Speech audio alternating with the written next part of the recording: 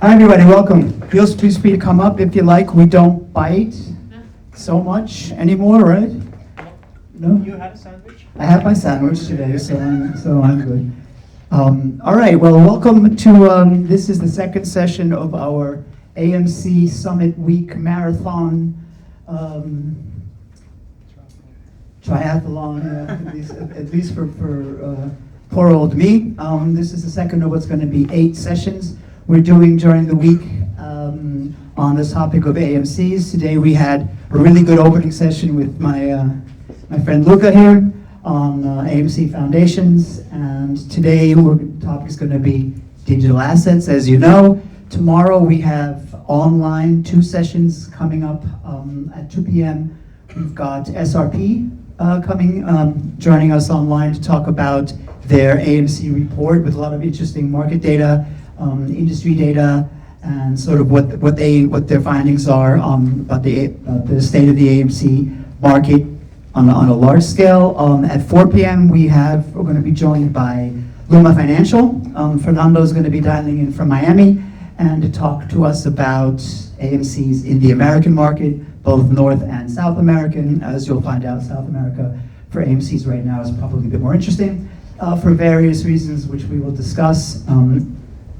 And then on Wednesday, we're going to have a webinar with ISP about launching the AMCs from the asset manager's perspective. So what you need to know is how to take you through the process. On Thursday, we're having a GenTwo masterclass, we call it, because our masterful people will be there in the webinar to talk about a specific case study of an AMC launch. And Friday morning, for those early birds who feel like coming back to this spot, we're going to have an AMC breakfast. That's kind of a community event sponsored by Swissquote. And on Friday at 2 p.m., our last session will be a demo of GenTwo's AMC Creator, plus a look at who,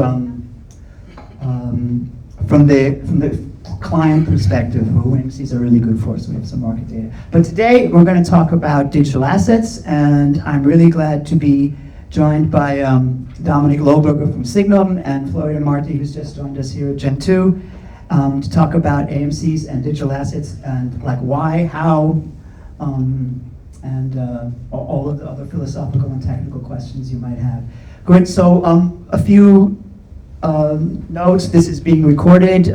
We had problems with our video, so it's being recorded sort of on the computer and on my phone, but it is being recorded, and hopefully that if everything works out, we'll be posting this. There are no slides or anything tonight, but the whole AMC week is going to be summarized in a report that should come out. So I've given myself a stretch goal to get the whole thing ready within 2 weeks of next Friday. And everybody who signed up for a session will get a free copy of the report. So we'll see how I do on that. Yeah. Good luck. Good luck, right? Well, why not? With all this great content, it'll just write itself. Okay, great. So why don't we start with introductions? Dominic, you wanna tell the people who you are and what brings you here today? Sure. I mean, what brings me here is your invitation.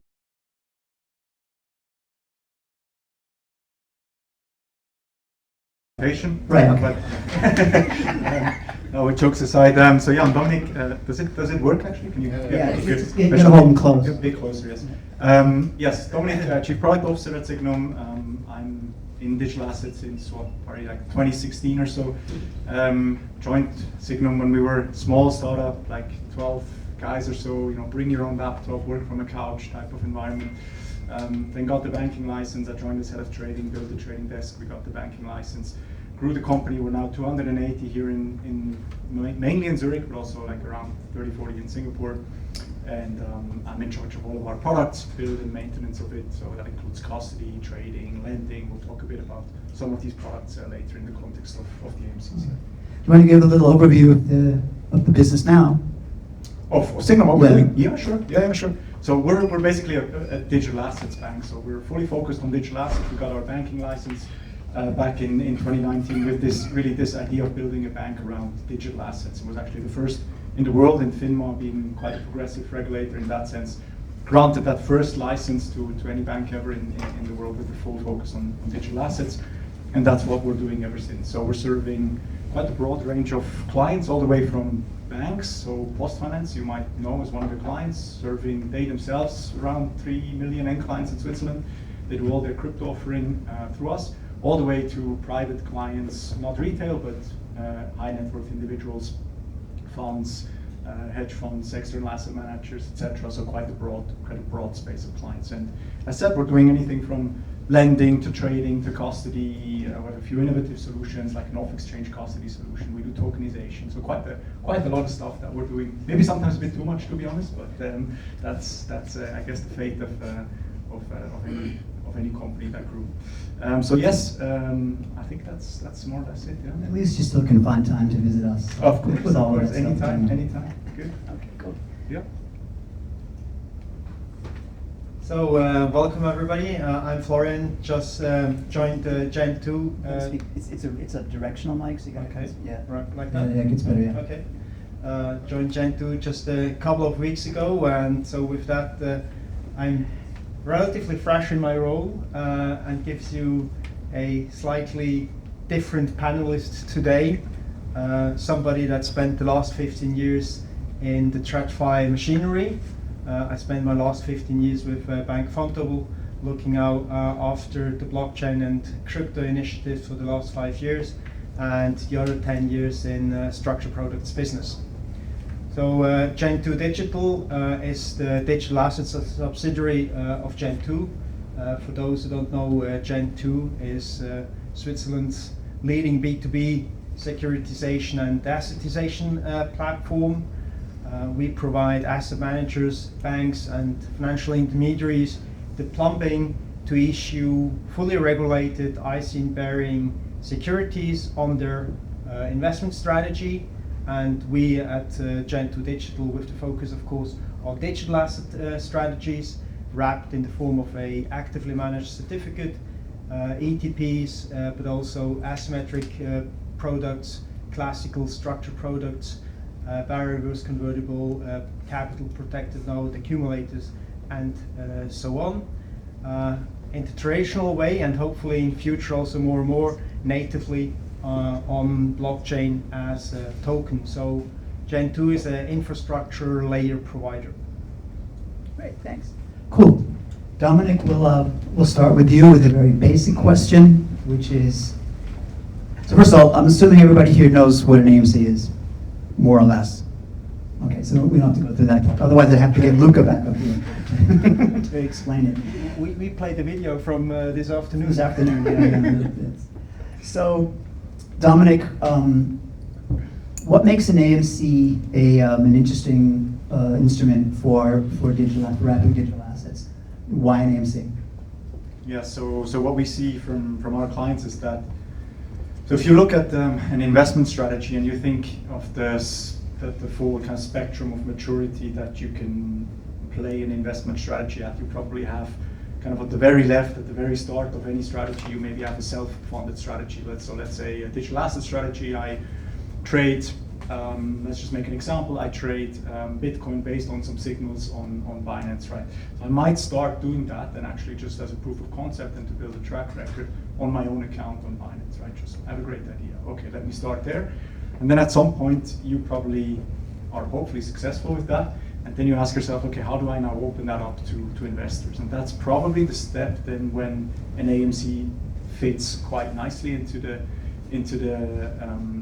kind of growth phase that you're in, because it's a relatively cheap instrument. So you can launch an AMC quite quickly, relatively cheap, and look for investor money, right? Seed your strategy, start growing it, right? So you may not initially want to just go for a full fund. I think that's probably a bit too much, just in terms of overhead, and you may just be a one-person shop, right? So that's what we see, and actually what I'm telling here are really stories that we see from many of our clients that started with like one great idea, or maybe they came from technology and had a great algo that ran across different exchanges, and they felt, okay, this is sustainable profit here, so let me turn this into a product, and then that's typically where the AMC comes in quite nicely.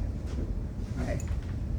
And Florian, for you, we wanted to talk about, or give some sense from the GenTwo perspective, how AMCs are known for being easy to work with. That's what Dominic just said.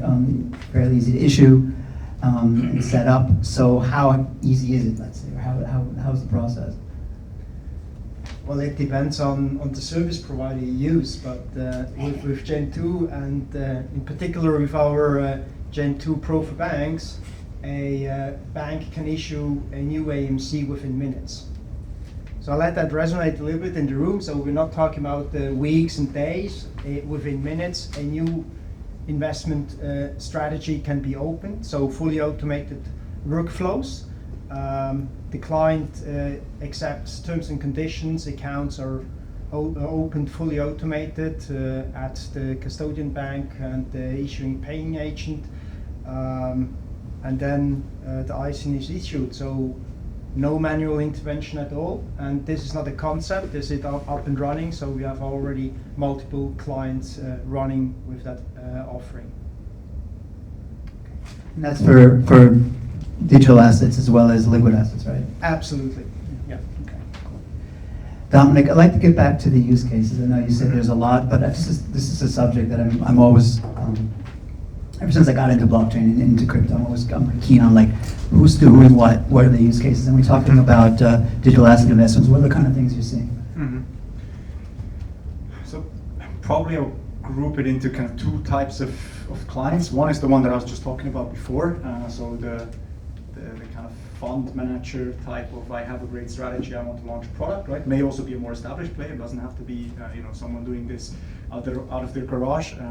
So one is really these hedge funds type of strategies where, I give you one example, we have clients that trade derivatives on crypto quite regularly. They have various types of strategies on involving options and futures. The basis trade, for example, is a classic example in the crypto space.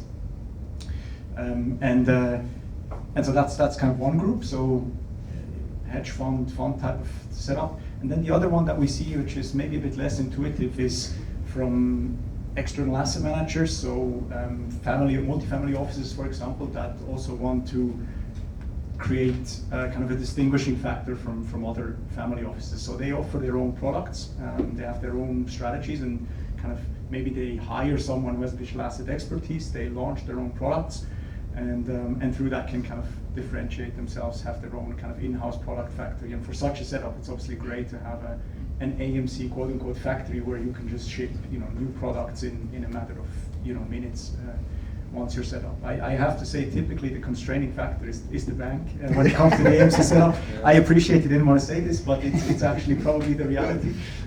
Let's be honest, because the onboarding of the AMC with the bank and undergoing the entire compliance process, etc., is usually what I would say is the slowest part in practice in this. Of course, once you have onboarded and you're launching multiple products, I think it gets faster and faster. Would you confirm that? Absolutely, and let's work together that you're also able to launch AMC within minutes. Absolutely, yes. Yeah. So we're talking about, and excuse me if I'm being naive, but we're talking about strategies on the top 20 coins, on coins, on stable coins. Are we talking about stuff on real world tokenized RWA? What's the kind of treasuries, all that kind of thing? I think it evolved over time.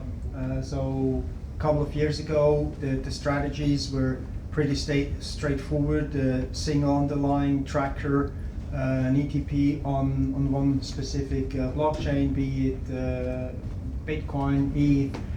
Then this evolved towards more static basket products, became more discretionary, where we saw strategies on the top 20, 50 tokens, and today seeing much more complex strategies that include also yield generating factors, staking, yield farming, till DeFi protocol exposure, which is maybe another topic we'll discuss later. Okay.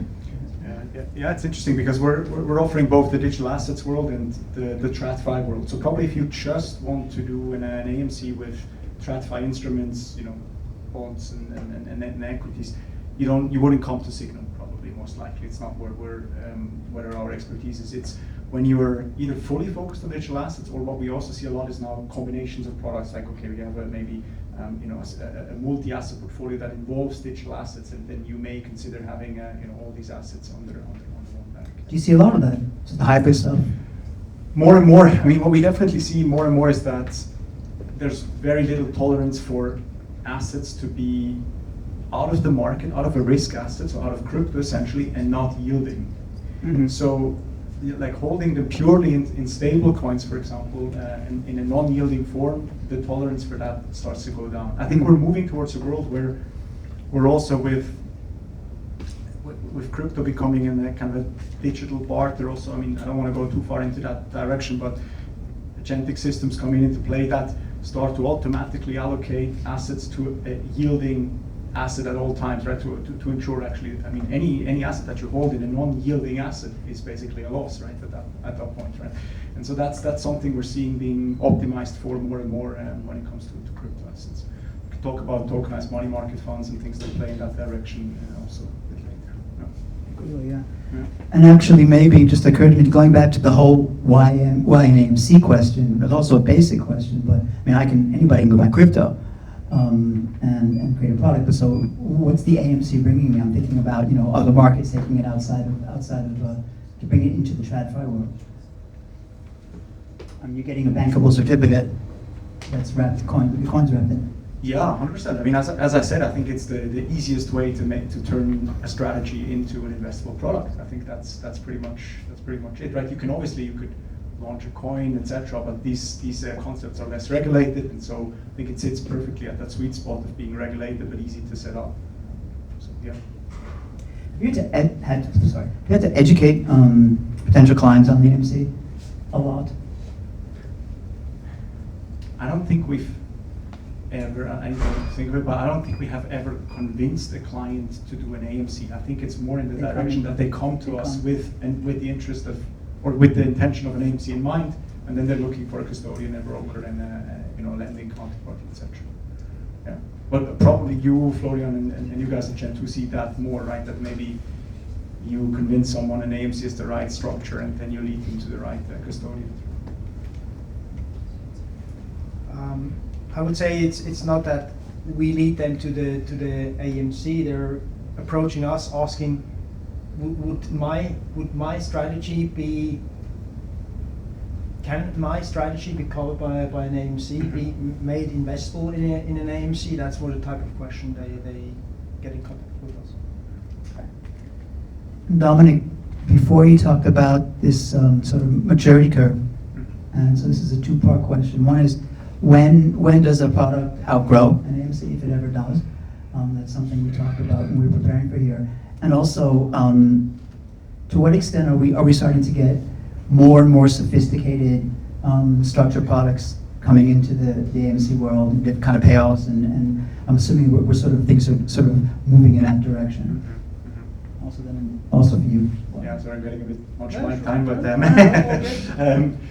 yes, so I think, yeah, so as I said, I mean, on the maturity curve, on the very left, from my perspective, you have obviously the self-funded strategy, and then you have the AMC, and then I think we haven't talked about where it goes next, right? And where it goes next is typically then, at least what we see, a fund, a RIFE fund, for example, where then the type of investor that you're trying to attract in the next stage, and we're talking somewhere between, probably you're starting to consider that as of 20, 30 million AUC onwards, or AUM onwards, where the type of investor that you're trying to target next, institutional investors, maybe for some strategies, even pension funds, etc., require a certain level of regulation of the underlying structure that where a fund is then typically preferred.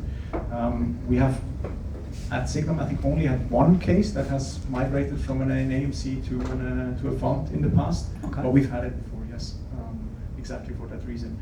And apologies, what was the second? It was the two-part question.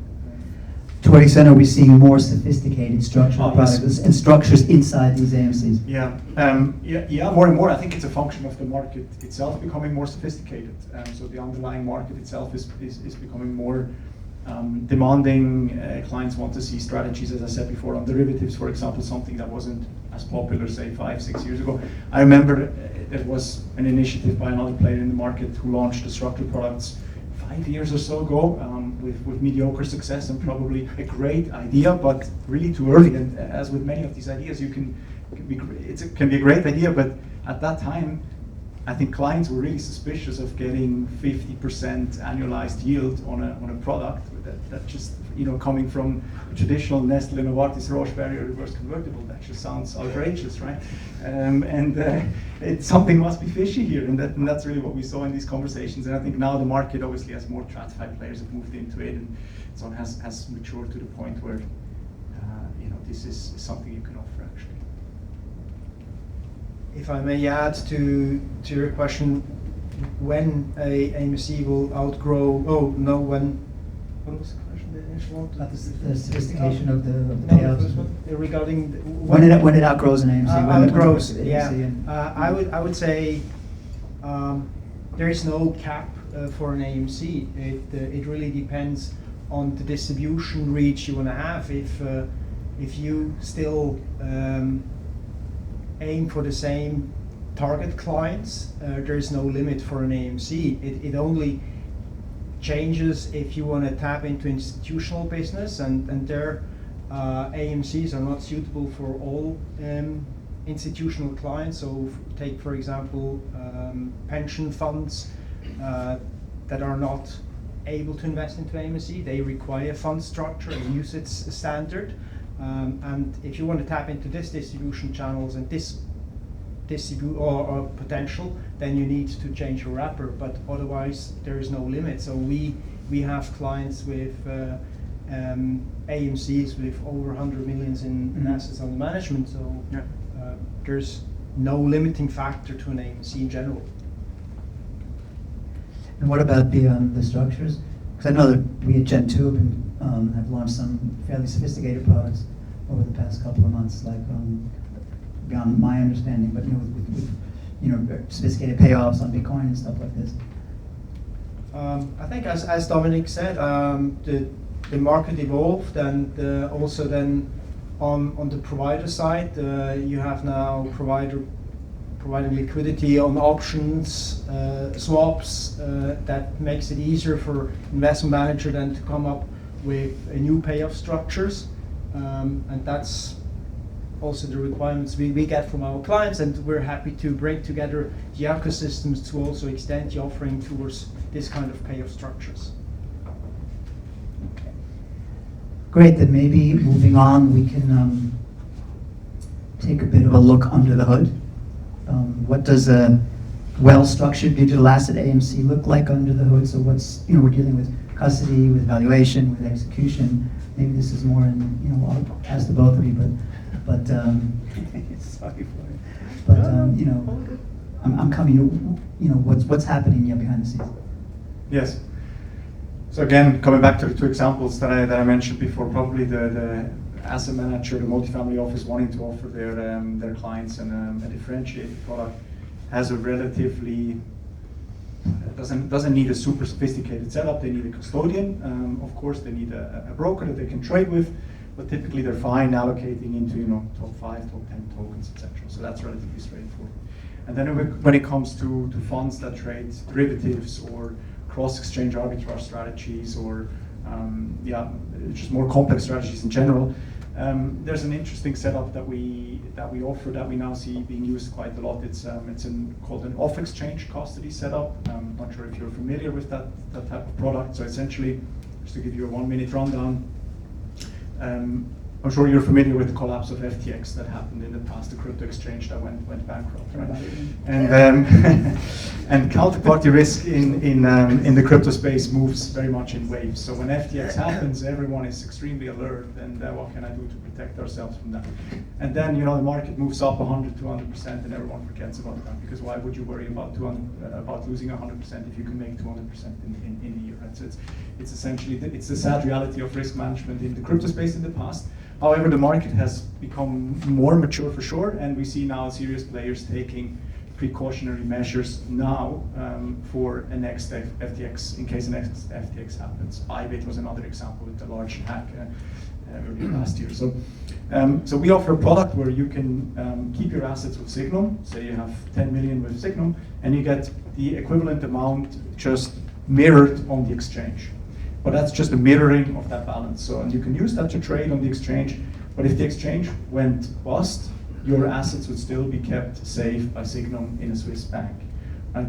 And that product, so that's in simple terms, it's a slightly more complex. Also, it's a product that protects you against the default, so it's very important what happens in case of a default, and so on. But it's in its essence, it's a product that protects you in case the exchange goes bust. And that's really a state-of-the-art setup that we now see many asset managers using. Also, many traditional players that move into the crypto space now, they're not even willing to take on-exchange counterparty risk anymore. Just it's not compatible with their risk framework. So they start with off-exchange custody setups right from the go. And I think that is becoming sort of the new golden standard. Yeah, just to protect yourself and also as a selling point to your investors. So that's definitely something that we see as state of the art. Yes. Maybe to add on that, from an infrastructure provider perspective, we see similar developments basically across all topics for all the different service providers. And to us, this is actually very interesting because now we're able to provide a multiple roles or multiple providers for the same role within our ecosystem. So an investment manager can choose among different custody providers in different jurisdictions. We can provide access to different exchanges, brokers, even paying agents, and this adds a lot of flexibility to the product manager, but adds also security from a provider perspective. And of course, in the details also on the custody side, totally agree, that's a great development and make things much easier. Okay. All right, guys, so now I want to move on to the subject that during our preparation call caused some disagreement between the two of you. I'm hoping to keep that going, that disagreement. At the end of the call, you were friends again, and I thought, oh, where we're going to go with this. But so, and we also talked about this today, Luke, in our session, but there's a lot of talk about tokenizing AMCs.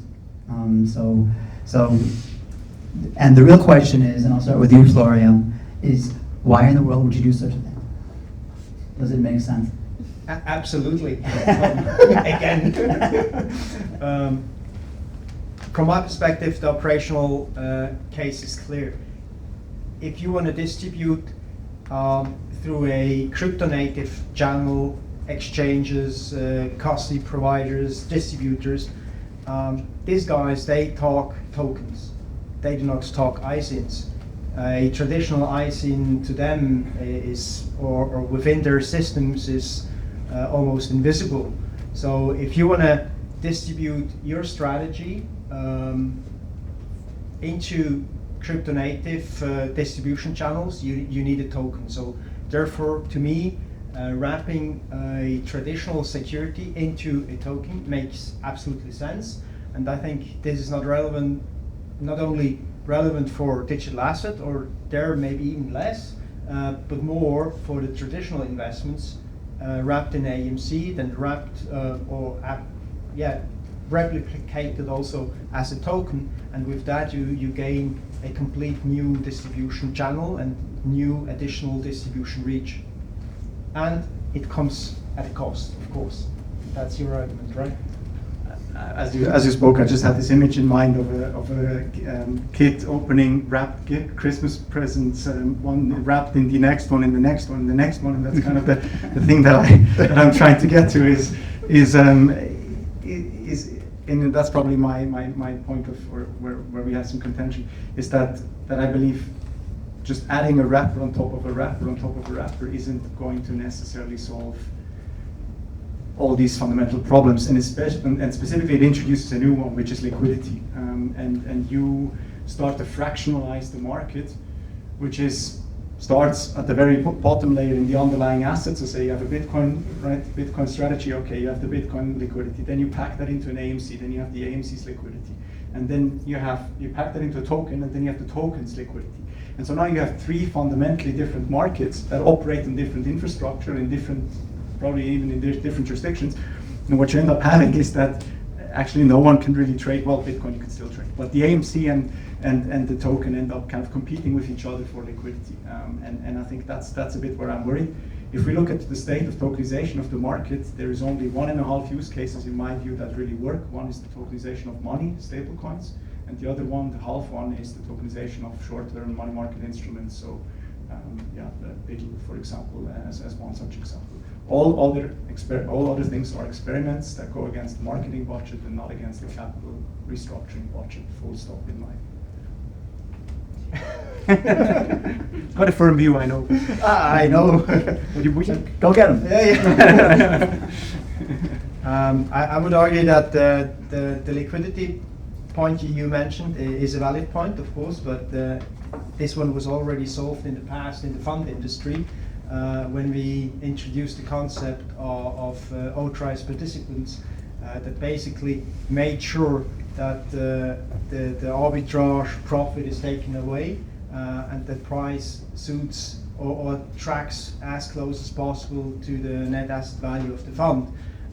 Nevertheless, I agree with your view that just adding a new wrapper and a wrapper on a wrapper will not generate the value. From my perspective, this is a transitional thing, since I personally believe that at the end, in the future, all investment solutions will be traded as a token. So it's migrating from our traditional finance infrastructure to the new tokenized blockchain infrastructure. It's a passage obligé, how we call it. And again, it opens up a currently closed distribution channel for traditional investments. And yes, also the traditional investments will migrate to the blockchain, but that will unfortunately take some more time. Maybe Keep going. maybe to that point. No, it's maybe the time horizon is also, the time dimension is an interesting one that you just went to. Let's look at what is most likely to be tokenized next, right? We started with stable coins, and now we're moving to short-term money market instruments, etc. Next seems to be equities, stocks. So that's kind of the direction we start to go with Nasdaq starting to go in that direction, but also synthetic instruments on prediction markets, etc., starting to open up. So I feel that's the next evolution, and I feel we probably need to crack that before we can talk about structured products being tokenized and the next level of sophistication of product being really ready also for this market. That's kind of how I view it. I think the fundamental infrastructure is not yet here for tokenized structured products, complex products. That's my personal view. Yeah. But yeah, maybe in 10 years. Right? That's No, maybe absolutely. the conclusion ultimately. Yeah, We're in 5. it's- Yeah, it's usually always goes faster. Hopefully 3. But yeah, it's a journey. So and that's the great thing about Gen2. We're agnostic to the wrapper, so we can issue a traditional security or a token. It really depends on what the product manager wants to have at the end, and of course his client. Okay, picking up on that, the last question, it's not in our thing, I'm just going to throw it at you. Looking out long term, right? Because as you know, we've written this book, Assetization, and in fact, there's another edition coming out in May, and we talk about the different types of wrappers and different types of infrastructure. Now, let's just assuming that basically the world's financial infrastructure gets put on a blockchain, right? Okay. Wouldn't that then be the end of AMCs and other kinds of, everything becomes a smart contract, doesn't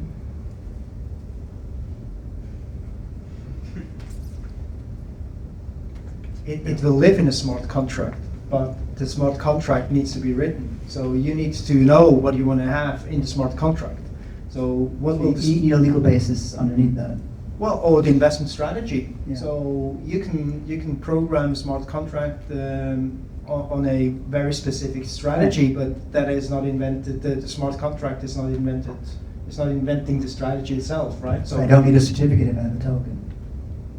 Well, at the end, it's the content that matters, or the wrapper, and you need some legal certainty around. So if you're technology agnostic, like hopefully our regulator says to be, then it doesn't matter whether it's a token or a security. Yeah. From a legal perspective. I mean, the blockchain provides the infrastructure for a medium of exchange, right? and the AMC solves the topic of the wrapper. These are complementary topics. These are not kind of not necessarily competing in the same realm, is what I'm saying. Yeah? They can be complementary. All right. Sorry about that. Okay. Cool. I think that's good for now. We've been almost 40 minutes here. I'd like to open this up for questions. And again, we don't bite. Anybody have a... Here. You can talk into the front of it. Can hear what you have to say. Hi, thank you so much for the presentation. Dominic, you were mentioning before about assets should provide some sort of yield, right? Especially when we're talking about stable coins.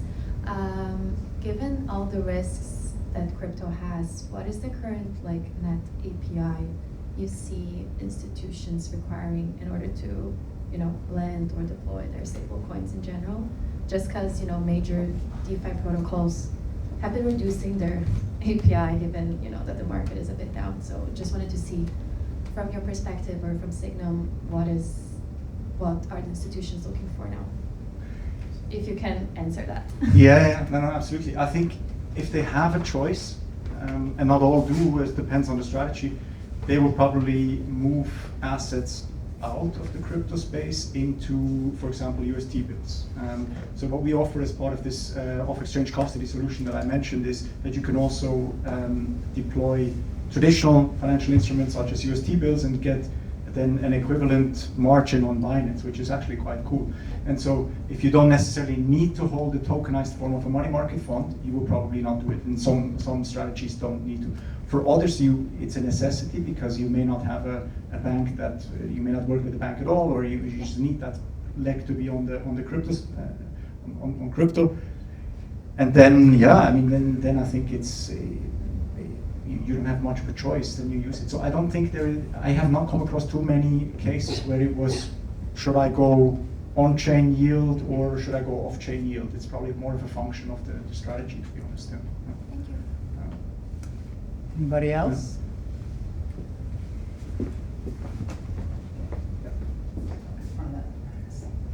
Thank you for taking the time. I have a question regarding AI. Perhaps expected, but Somebody has to do it. it seems like AI agents will have access to digital assets before they will have access to bank accounts. Yes. Do you see a world where agents manage strategies and sort of connect to AMCs? Or I guess another question is, how do you see AI sort of playing a role in AMCs, whether tokenized or not? Yes, I do see that is the inevitable future, 100%, whether we like it or not. I think it's going in that direction. Agents will start to make independent financial decisions, 100%, and they will probably use crypto, some form of crypto, as a medium of exchange, just because, as you just said, it's the most easily accessible. We are preparing ourselves very much for that. We're investing a lot in MCP infrastructure and compatibility with AI agents, as we believe we're actually not as far off as we think from the first clients connecting agents to us to start doing the first use cases. And we're talking about a regulated bank and not. So this is quite the development. Yes. So in the context of an AMC, to be honest, whether they end up doing that as part of an AMC or another structure, or just for the daily use of whatever payments they have, I think we are kind of agnostic to that, but that may be one use case, yes. Yeah. Probably investment managers are already advised today by AI and agents, and compared to the future, they do not execute the trades today. And for a regulated product, probably it will be difficult, or will still take some time, that agents can directly execute on behalf of somebody else in favor of an investment solution, AMC or whatever investment wrapper it is at the end, right? But it's definitely going into this direction, and digital asset in general is the only or the most efficient way to do it today. I wouldn't say crypto, because you just need a asset on a blockchain so that a smart contract can directly interact within the smart contract to execute this investment. So can also be stable coins and hopefully in future tokenized securities, shares, bonds, etc. Maybe if I could just add to that from my side. So I also host the GenTwo podcast called The Assetizer, and we had Joe Lubin, the co-founder of Ethereum, and Joseph Challam on the podcast. You can find it online. And I asked that question, and they were both of them extremely bullish on the. You talk about 6 months time frame. They were, those guys are like that, but they were extremely bullish that exactly this scenario is coming. So they'll be autonomous. They'll do trading for you, and we'll see what comes of it. Anybody else? Maybe if I may add a comment. A comment to that. It's just something that closes maybe the loop to what I mentioned before. I believe the future will look in a way that agents have access to your entire portfolio of assets, and your portfolio will consist of different forms of on-chain assets, right? That may be in on-chain tokenized money, so stable coins, maybe in gold, maybe in AMC, you name it, right? And an agent will basically make in real time, based on your behavior, decisions, what is the right asset to hold right now and to spend right now, right?